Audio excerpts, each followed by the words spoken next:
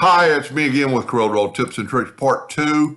The original video was made because the gentleman was having double lines, and his old one did have double lines, but it's still cutting out twice. When I sent him the file, and it's cutting it out twice. Mine does not have double lines that I sent to him. If we take the shape tool, if you grab one line and move it, you're only grabbing one line, so there's not another line there. Now, I did notice this is his way he has it set up. I believe I get the settings when people, even though he has on the Smart Fills tool, he has black fill, but he has specified, and then it says none. Change this to outline, no outline, and then you won't have that problem. Because if we fill that in, and then move this over, and if we take away the fill, there's no outline. Now, I can't get that to reproduce using none instead of, it says none, so it should not do that. And we can just kind of test it. So that's probably not the reason, but I would go ahead and feel assured to keep it like that. Now, he did send me a picture of his dashboard off his epilogue. I don't have a printer hooked up to this. The only thing I can think of, and somewhere in here, and I can't find it, and I just, this is the file I sent him. I sent it to him in X7, put my name on it. There's no copies here. I don't have a laser hook up to mine, but if I go right here, maybe inadvertently you ran a job that you ran it twice. And if you have number of copies twice, and if you don't see that, it's going to cut it twice, even if there's just one line. So test that, check that out with this. But I noticed when I cut it out, and I'm almost glad I did, this is way too thin. This is going to break. So if we use the parallel dimension tool, that is only 1/100th of an inch. That's way too little. So we need to do one of two things. We need to make his neck bigger, but then you're going to, mess with, this guy's neck's going to be a little bit different. So two things we could do. Take the shape tool and just delete that node, and then bring this backwards. Now, if we look, it's still thin because the whole thing is real little, but at least it's 3/100ths of an inch. So we tripled it, and you could actually make it a little bit bigger. Then I noticed, and I'm just picky. This is thicker than this is. So what I would do, I would take this and I'd get rid of these inner nodes that aren't on the corner. Now, down here, there's not a node on the corner, but I'm going to add one by double clicking and then getting rid of that node. Now, that didn't solve our problem, but what we can do now is take this whole thing and use the shape tool and hold down the Alt key, and it'll, because you don't want the other nodes. We're going to get all the nodes except for these top two selected, and then I'm going to right click and turn them into a line. That made them a little bit better. But then I'm going to go here and I'm going to go align horizontally. And look what it's doing. It's putting them on the same plane. I just think it's going to be a little bit better. And if you had to do a ton of these, I'd make a macro because you're having to select everything. Now, so now they're all the same distance apart. The neck's strong enough, probably. I don't really know what this represents, in this ministry deal. Test that out, and we could make this line thinner, this cut line thinner. Matter of fact, let's just go ahead and do that. I'm going to take a 2-point line. Well, I'm actually going to take a 3-point curve line. And I'm going to take that right there, and I'm going to give it a little bit of a curve. Now I'm going to take my Smart Fill tool, and I'm going to, well, first of all, I want to see how big my, well, 3 inches is fine.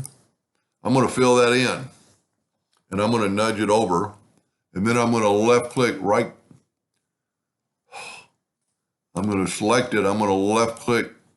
I'm going to leave it in black, and then I'm going to go to Effects. Let me zoom in here. I'm going to go to Effects and Contour, and I'm going to contour to the inside 0.05 with square corners. That's too much. Let's go 0.01. That might be too little, but what we can do now is take our Smart Fill tool, because the space between isn't going to hurt us. So I brought it over now into our other man, and I'm going to left click, right click, and I'm actually going to turn it red now. And this is just a suggestion. And then maybe bring these 2 nodes up. Well, what we can do is get rid of that line. But then we need to separate this. No, we don't. That'll work. So just bring this up to the top of the head and bring this one to the bottom. This is just a suggestion, and maybe somebody will learn how to do something like that someday. I didn't have them both selected. And then take your virtual segment delete key and delete this. And that shouldn't be doing that because that should be one continuous line. Now there might be a double, well, okay, here's what we're going to do. We're going to take my new line and we're going to nudge it out of the way. And then we can, well, to do this, what we're going to have to do is, I'm going to take that and right click and break it apart. Take that, right click, break it apart, and then I can cut this line. There we go. And go ahead and get rid of that line. And then bring this line back. I'm going to hit F4 on the keyboard. There it is right there. It's not that far over. That looks really funny looking. Oh, I don't have the contour. I put it right back on the contour. So I'm going to select that and move that over. Now the only thing we need to do is, and now, now we got that same problem. I'm going to delete that node and take both those nodes and align them horizontally. And, they're a little bit thicker, so we can uncheck, check it back and bring it, even though they're aligned, they're a little bit thicker.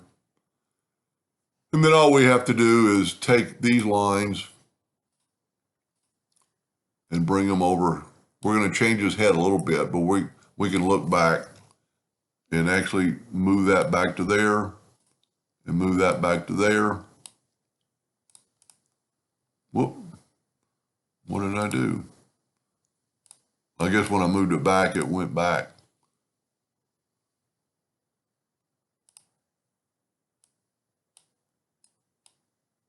Making sure I didn't have a double line.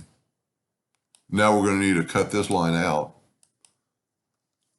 And then definitely we're going to smart fill it.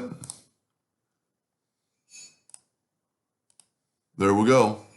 So that zigzag, almost like a medical line, is a lot thinner. It's going to make our neck even more thick for breakage. Because we're talking, let's see how much we increased it. Virtual segment or parallel dimension tool from about there to there. Now we're 1/100th inch bigger than we were because we made that smaller. And an inside cut really doesn't matter because it's going to be on the outside. Now, one thing I did notice when I cut it, so this is all one piece now. Let's get rid of all that. Let's get rid of that picture. Let's hit F4. So the only thing we have on the screen is that.